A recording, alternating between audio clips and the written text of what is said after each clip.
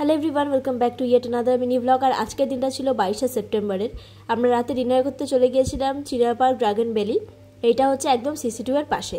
তো গিয়ে আমরা অনেক কিছু অর্ডার দিয়ে নিয়েছিলাম। আর তোমাদেরকে ডেকোরেশনটা বাইরের সেরকম অ্যাজ কিছু নেই, ভিতরেরটাই দেখাচ্ছি। অনেক বড় জায়গা, ভীষণ স্পেশিয়াস, আর সিটিং অ্যারেঞ্জমেন্টও কিন্তু অনেকটাই আছে।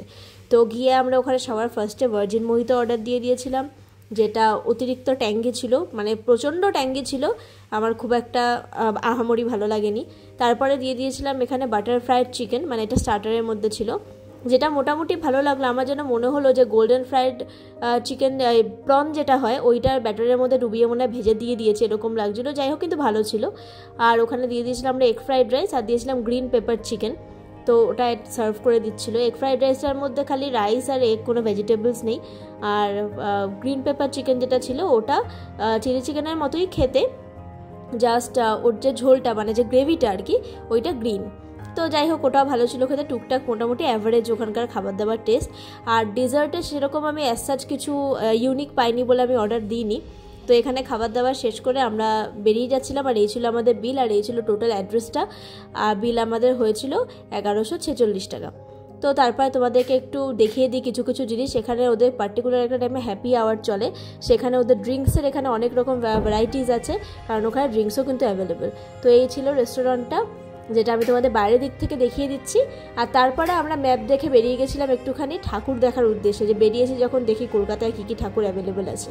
তো আমরা সবাই ক্লাবে সবার প্রথমে চলে গেছিলাম আমরা দুজনে। তো তারপরে ওখানে গিয়ে আমরা প্যান্ডেলটা ভালো করে দেখলাম। প্যান্ডেলটা অনেকটা জায়গা জুড়ে হয়েছে, পুরোটাই মানে ব্লু থিমের উপরে। আর ভিতরে প্যান্ডেলটা কিন্তু পুরো কাচের, যতদূর আমি বুঝলাম। তো প্যান্ডেলটা খুবই সুন্দর, খুবই ভালো। যেটা আমার ভালো লাগেনি সেটা হচ্ছে মায়ের প্রতিমা। কেমন যেন মনে হচ্ছে এআই দিয়ে তৈরি করা কোনো মায়ের প্রতিমা, মানে মুখের মধ্যে আমাদের মা দুর্গার যে একটা রূপ, যে একটা মায়ের রূপ, মানে কীভাবে বোঝাতে পারছি না, তোমরা আই গেস বুঝতে পারছো। সেই রূপটা আমি কিন্তু এই মায়ের মধ্যে পাইনি। থিম বেস পুজোগুলো করতে করতে এই অবস্থা। আমরা সবাই দেখার পর থেকে আমরা দুজনে আর কোনো ঠাকুর দেখতে পাচ্ছি না, কারণ কোনোগুলোই এখনো খোলেনি। ভারত চক্র, তরুণ সংঘ, তিনটেই বন্ধ। মানে 25 তারিখ 24 তারিখ দিয়ে খুলবে। গত বছর যেমন অনেকটা তাড়াতাড়ি খুলে গেছিল, এবছর আর খোলেনি। তারপরে আমরা লাস্ট চলে এসেছিলাম শ্রীভূমিতেও মোটামুটি প্যান্ডেলটা না আমার ওদের প্রতি বছর একই টাইপের লাগে, এবছর আমার একই রকম লাগলো। ঠাকুরটা খুবই সুন্দর হয়েছে, স্টোন ওয়ার্কের উপরে মানে পুরো সাজসজ্জাটা করা হয়েছে। যেটা আমার শ্রীভূমির বেশি ভালো লাগে সেটা হচ্ছে ঝাড়বাতিগুলো একদম অন্যরকম হয়। তারপরে আমরা ওখান থেকে বেরিয়েই এই যে বৃষ্টি শুরু হলো, এই বৃষ্টি যে এরকম বানভাসী বৃষ্টির মতো হয়ে যাবে, যে বৃষ্টিতে এত ক্ষতি হয়ে যাবে, এটা কিন্তু বুঝতে পারিনি।